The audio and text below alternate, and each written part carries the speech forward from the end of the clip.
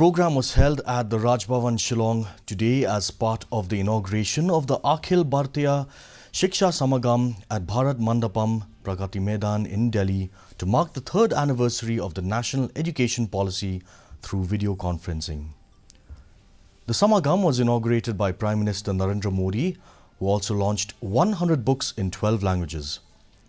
In Meghalaya, Governor Phagundut Chauhan, along with Education Minister Rakam A. Sangma and Advisor to Education Department H.M. Shangplyang were present along with other dignitaries and school students.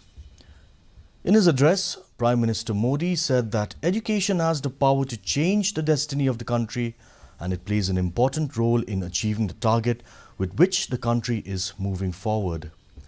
During this event, the Prime Minister also released the first installment of funds under the Prime Minister Shri scheme.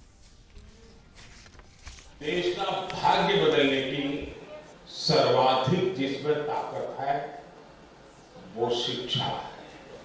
आज 21वीं सदी का भारत जिन लक्ष्यों को लेकर आगे बढ़ रहा है उसमें हमारी शिक्षा व्यवस्था का भी